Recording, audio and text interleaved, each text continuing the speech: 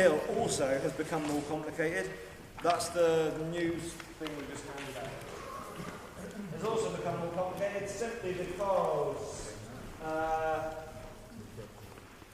it's a brand new thing. It's by local composer Mark Lawrence and local poet Claire Williamson. Gerlash has done stuff with them before, including Home by Christmas, which was a centenary of the beginning of the war and the Christmas tree. Very successful. Gerlash, again, really, really like that.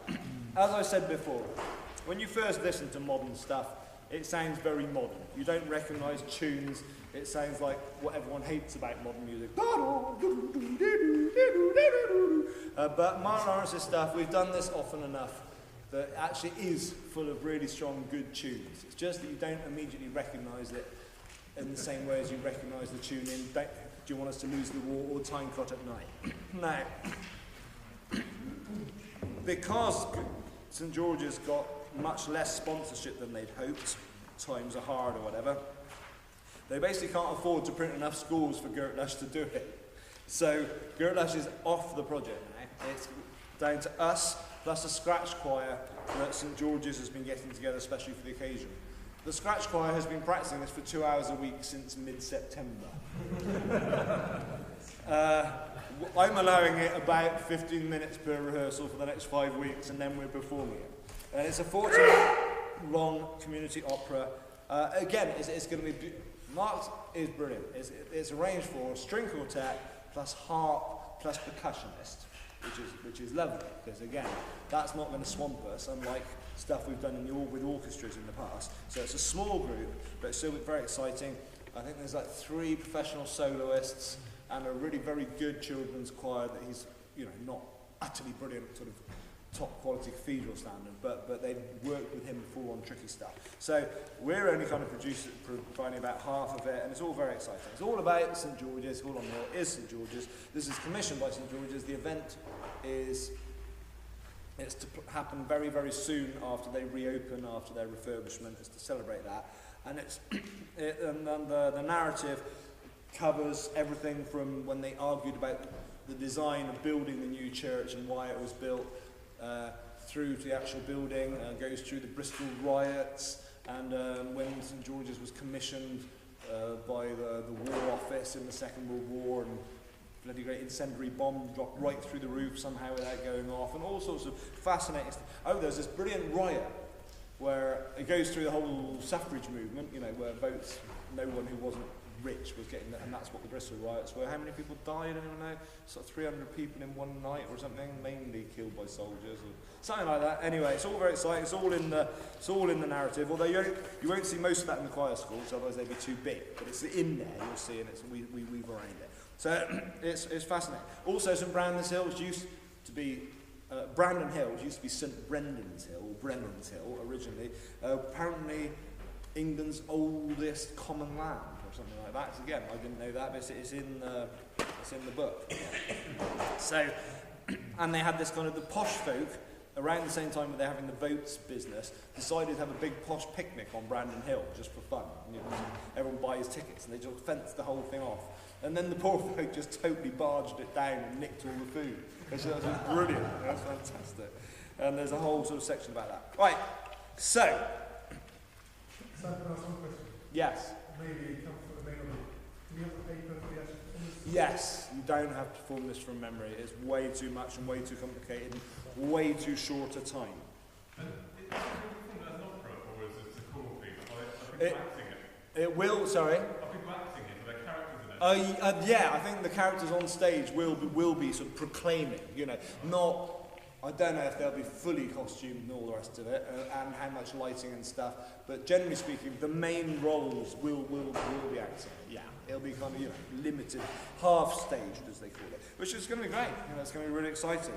And the characters, there's a character who plays nature. There's a character. The children's choir is called Music Box. I think there's 2 children's choir. And when it comes to the riot bits, they have someone playing the actual army general that led the charge in Queen's Square. 300 mounted soldiers, etc. So there's all sorts, it's historically fascinating. Anyway, again, today, The annoying thing about stuff like this is because it's got an orchestra, is when we rehearse it, to rehearse it well, I have to use an annoying little beatbox and the music off my phone. Gary Dash is very irritating on so many levels, mainly because I'm not very good at using my phone, but it's also irritating on other levels. Gary Dash has got used to this, and it's worth it because eventually you get to sing with an orchestra, which is absolutely great. Today, that's why I said just the interlude. So all we're going to do is the interlude, which is page 26, because it's incredibly short, and it just gives you an idea. And then, because I kind of wanted to sell it to you all by making this speech before, so you'd actually go home and work on it a bit more. And then we're kind of basically going to do one scene per week or something like that, because it's kind of in six parts. There's 4 scenes, the interlude and the prologue. The interlude is tiny, and it's almost no learning by comparison with the rest. So, we are of course doing only tenor and bass parts, but we don't lose much in the way of harmony, because typically sopranos and alts are the same as tenor and bass, but an octave above most of the writing. So, there's only about 4 bars to actually sing in the interlude. The rest is all spoken. So, let's see if we can make it work.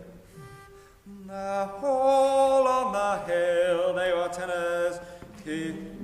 All on the hill, history's witness. There we are. Okay, so 2, 3, 4, 1. The hall on the hill, 2, 3, 4. History's witness. History's witness. Do it again. History's witness. History's witness. History's witness. So it goes 1. The hall on the hill. Oh, did I time that wrong? I did, didn't I? Sort of 1. The hall on the hill. 2, 3, off. History's witness. Good, fine. Put the basses on. The hall on the hill. History's witness. Basses and no tenors. 4, 1. The hall on the hill. 2, 3, off. History's witness. That's right. History's witness. Okay. History's witness. Put it together. The hall. 2, 3, 4, 1. The hall on the hill. 2, 3, 4. History's witness. History's witness. History's witness. Together and history's witness. Good. Again. History's witness. Then it goes. The hall on the hill base, standing strong in the winds of change. Ooh, key change. Ooh, that's what we're talking about. The whole bass is the second phrase, so 4, 1. The hall on the hill, standing strong in the winds of change. That's right, so winds of change. Just up a semitone there at the end. Good. Hall on the hill, standing strong in the winds of change. The hall, together with the basses for the gap. 1. The hall on the hill, standing strong in the winds of change. Okay, just have winds of change. Just like winds of change. Winds of change together. Winds of change. Good. Now, above all, by the time you get to the end of this term, your rhythm reading will have improved so much. Because this is typical of modern stuff. As you start flipping through these lovely scores, there's some terrifying quantities of time signature changes, which is just typical of modern music, but don't get in old, anything much written a century or more before, or in popular music. So, even the Wishing Tree, although it's in 7, is fairly regularly in 7. It doesn't chop and change every couple of bars. Mark Lawrence always does. It makes it very exciting, very dynamic. All right, so let's try putting those two phrases together. It doesn't matter if it goes well or not really for now. This is kind of the main theme. It pops up here and there everywhere. Two phrases. 4, 1. The home on the hill, history's witness. 1, 2, 1. The home on the hill, standing strong in the winds of change. Winds of change. It's like, here we are. How do I do this? Yeah, there we are. Winds of change. Down the tone, then back up the semitone. Winds of change. But as ever, I'm not expecting you to be great readers. You'll get pretty good by the time you struggle with this for 5 weeks. Where is it, performance-wise? It's the... Anyone remember? 28. Is it the thing on the 25th or 28th? Oh yeah, 28th and the 1st, that's right. Very end of last day of Feb, first day of March, that's right.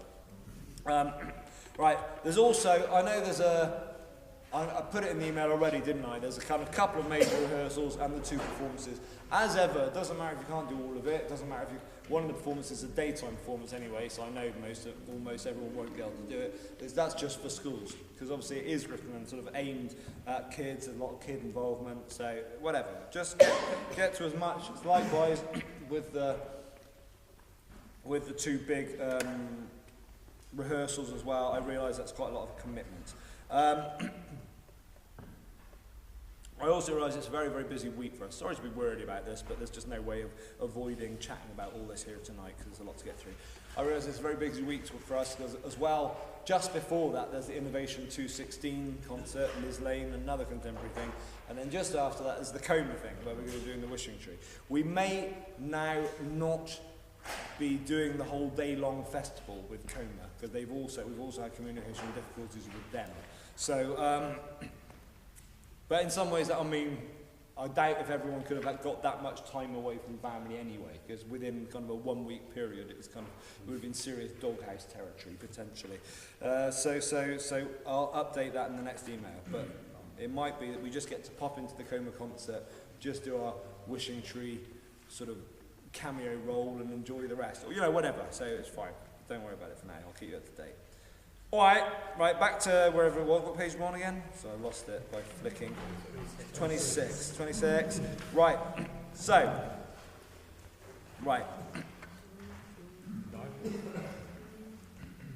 Right, so all the rest is spoken. Look down the next thing. So, time is passing. It's speeding up. Railways. Steam power. Okay, I guess the reason this prologue is in there because there's a bit of scene changing to be done or something like this. And so it's all very spoken. There's very little speaking other than that in the entire piece. So it makes a bit of a change. So, let's try it. I'll count madly. Okay, and again, another thing you're going to learn doing this, that a cappella unauditioned choirs never normally do, is reading cues and stuff. So look, we're going to start at bar 26, where it says, just after where we just sung. And the piano goes, and you follow it, and then come in, okay? Da, da, da, da, da, da, da, da, da, da. The time is passing. 1, 2, it's speeding up. Up, 4, wildlife. 3, 4, steam power. 3, 4, empire for Queen Victoria. 3, 4, one man, one vote.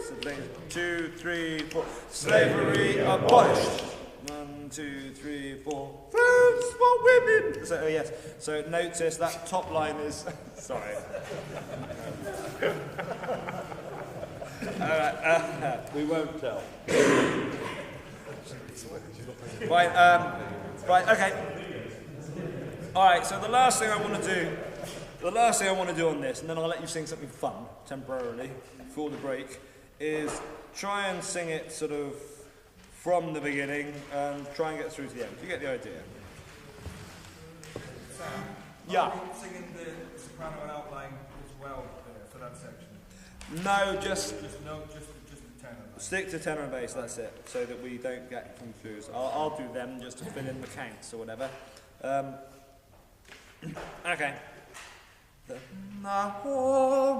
whole, 3, 4, 1. The whole on the hill, for history's witness. 1, 2, 1. The whole on the hill, standing strong in the winds of change. Da, da.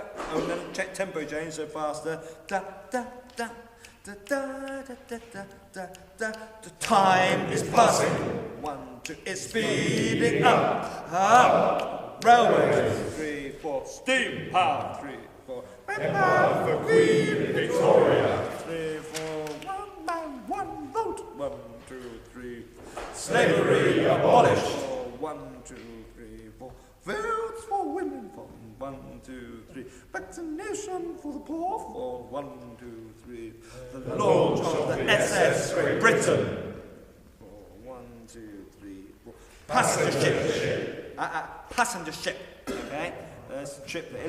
It's just slightly stretched. The bars looks longer. It's true. But 3, 4. Passenger ship. 3, 4. Troop ship. Sails to the Crimea. Sails to the Crimea. Yeah. Sails to the Crimea. Sails to the Crimea. Okay? Good.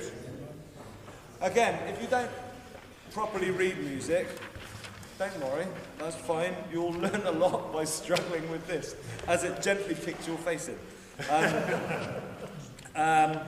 Next week, we'll revisit that one and do scene 4, which is quite big and quite chunky. Scene 4 covers the war when it gets commissioned, and that's right, and when it gets bombed, but luckily doesn't burn, and this kind of weird patch of its history which I didn't know about, where basically some vicar bloke basically squatted it, and Reverend Percy Gay. He knew that as soon as he moved out, it was sort of semi-derelict, and all this, so the church would just flog it and it would get turned into offices or posh yuppie flats or something like that. And so as far as I can work out from the narrative,